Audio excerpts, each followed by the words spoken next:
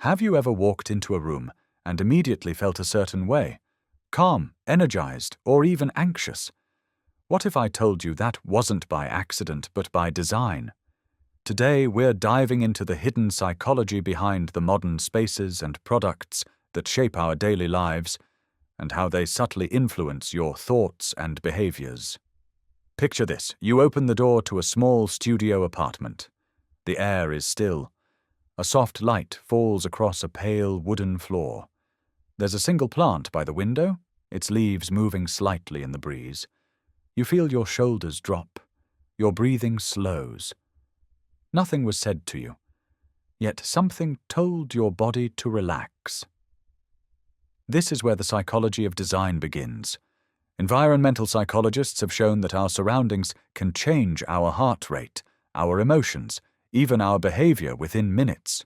A messy, crowded space forces the brain to process more visual information, raising stress hormones and lowering focus. A clean, open room lowers that load, giving your mind space to breathe. What you see changes how you think. Color is one of the strongest voices in this silent language. Imagine sitting in a room painted deep red. Your pulse quickens slightly. You feel more alert, almost restless. Now switch to a soft blue room, the kind used in hospitals and spas. Your body eases, your heart slows. This isn't magic, it's biology. Decades of research on color-emotion association show that cool tones like blue and green can lower blood pressure, while warm tones like red and orange raise energy and appetite. Even neutral colors like gray or beige reduce sensory stimulation, allowing your mind to focus. That is why fast food chains splash their spaces with red to make you move quickly, while tech brands wrap their logos in calm blue to make you trust them. You might think you simply like a color, but your nervous system is responding to it like music. Shapes speak too. A curved armchair by a round table quietly says, "Stay, talk, be safe." A sharp-edged glass desk says, "Work fast, be efficient." Eye-tracking studies even show that people's eyes linger longer on curved forms than on sharp ones, as if our brains see them as safer. Vertical lines whisper ambition and strength. Horizontal lines suggest rest and balance.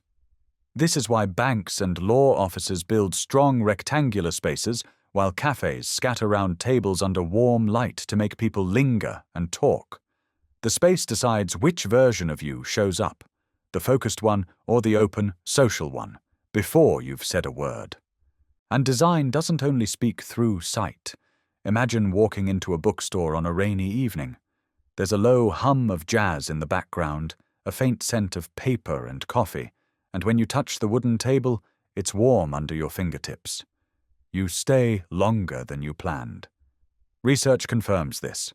Sound, scent, and texture all influence how long people stay in a space, how much they buy, and how they feel while they're there. Smooth materials like leather or polished wood make objects feel luxurious. A gentle background melody can even make food taste sweeter. Design lives in every sense. You see the same psychology in your phone. That glowing screen is full of tiny, invisible tricks. Infinite scroll taps into the brain's reward system, the same system that makes slot machines addictive. Notification sounds create bursts of dopamine and anticipation. Bright buttons and bouncing icons catch your eyes and pull them where the app wants. This is called behavioral design, and it keeps you tapping longer than you meant to. Modern design doesn't just decorate your world, it choreographs your attention. That's why many designers now move in the opposite direction, toward minimalism. Minimalism isn't about cold emptiness, it's about reducing friction.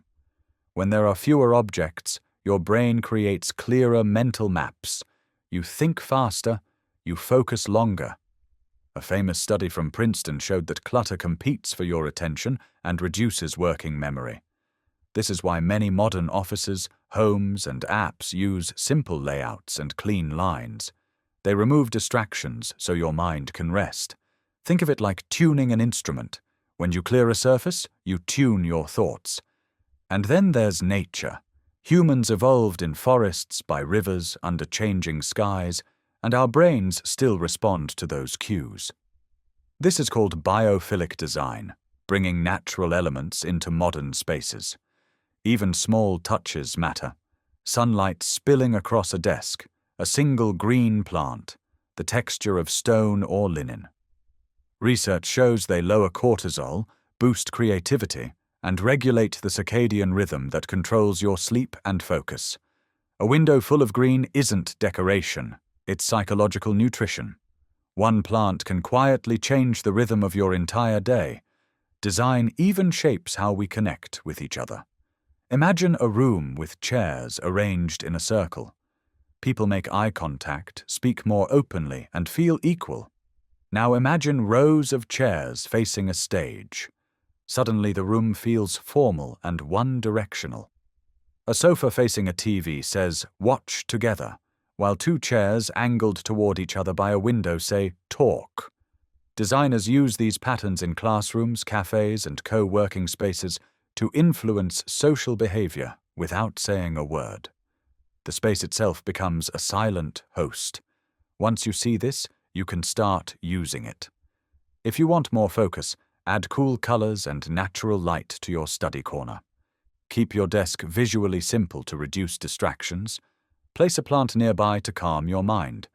Play soft instrumental music when you need deep concentration. If you want warmer conversations at home, try turning two chairs slightly toward each other and adding a warm light.